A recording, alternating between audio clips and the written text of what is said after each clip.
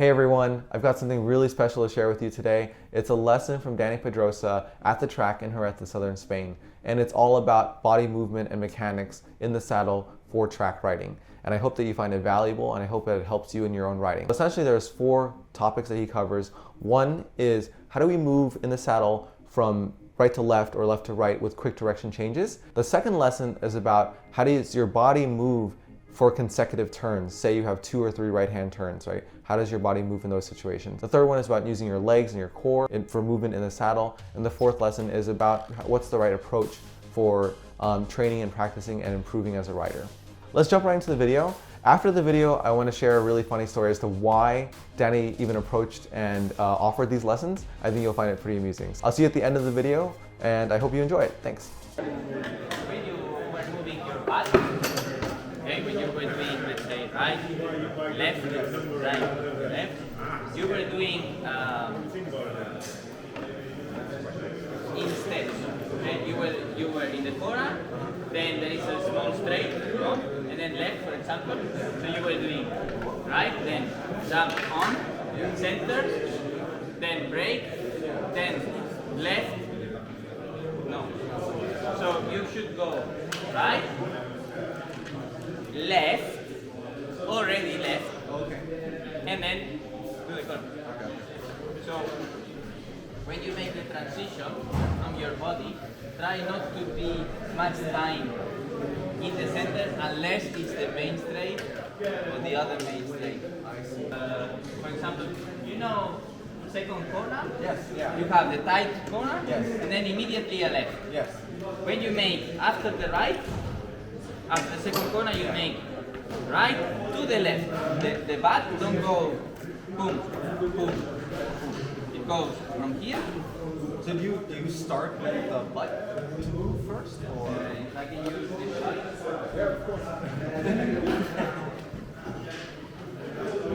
So let's say you are on the right, yes, like this. Okay? So you don't do this. right? You do from here, you push with your leg, and you do left. Okay. Push with the leg. Yeah. You push with the inner leg. All in one time. Is the best. So in between the corners, for example, if it's where you had this runoff, if it's right, so right up, but your back still out. You don't go right, in, out. You go right, up, and your back out, and right. You understand what I mean? Yes. The body don't go in. In 2 times. You go like right, so off, corner, you stay there, little straight, but the body stays out, and again. For example, also coming back here in the fast, 2 fast corners, you go off, then between the first and the second corner, you stay off. Stay off. You don't go in, off. Also, for example, if it's right, you are on the right, you don't do right, center, right. You do right, up, down. We leave. This you don't do. Also, a good thing is to try like I'm doing now, first like a simulation, so you get the first feeling. You do like this. You see, I have no arms, but I'm holding. Because I'm holding with the leg. Then I push with this leg, and I'm holding with this leg. So this is the motion. Yeah, but Danny, we all a little bit fat. That's why I say only the ones who feel comfortable with doing it. If you feel like you choose one corner, only one, and you practice. If you feel like. If you don't feel like, don't do it. Okay? The best thing normally is you pick only one. And then as you get more confident, you can then say, I do it in the second corner also, in the third corner, like that. But where you feel, because sure in the track there is parts you feel more confident, but you feel less confident. Where you feel more confident, you say, okay, here I'm happy in this corner, so then I try this. Yeah? Thank you. What was the All right, so I hope you guys found that illuminating.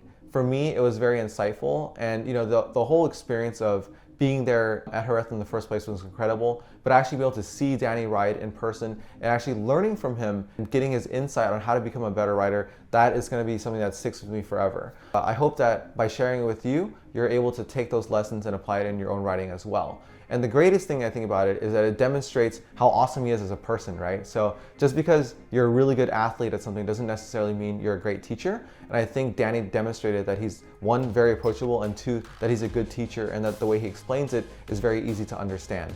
I think the challenge for all of us is how do we take this lesson and these insights and apply it in our own ridings? So what I'm doing is I'm gonna apply it at my own home track. This is it right here. What I've done is circle spots on the track that are quick direction changes so I can focus on using my legs and using my body in a way that's fluid. I think that you can do that too with your own track. So I'd love to hear what you've learned from the video, or maybe it's just something that's kind of reinforced your own understanding, right? But it's always great to see those skills demonstrated at a really high level. All right, so there's two things I'd love to ask of you. One is to like and subscribe, and the second one is please let me know in the comments below if you have any requests for bikes or gear or apparel. I'd love to share with you whatever I can. Thanks so much for joining today. Ride safe, enjoy the ride, and see you on the next video.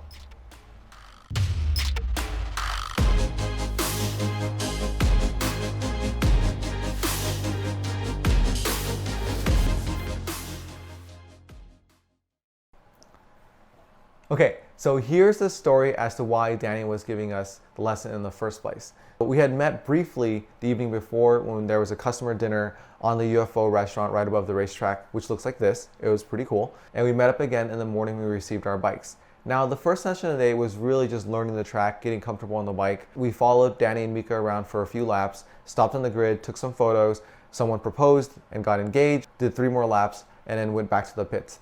Now, the second session, as I was rounding the final corner, I noticed that Dani Pedrosa was right in front of me, and he slowed down just enough and pulled to the side so I could get in front. And I knew he was going to follow. That was when I decided this was my moment to show the world, or at least to show Dani Pedrosa, that I knew how to ride motorcycles. And mind you, only time I'd ever seen Jerez before that day was on YouTube in MotoGP races and on MotoGP 20, the video game. I had kind of vaguely understood the first half of the track, but I definitely did not know the second half of the track. We were coming into turn 11. I think it was 11. I definitely approached it way too narrowly and was running out of track. That was when I decided, am I going to be the first person in the world to crash an RC8C? So I said no. And I picked up the bike, ran off the track into the gravel pit, and slammed on the rear brakes and just slid and then ran right into an air fence.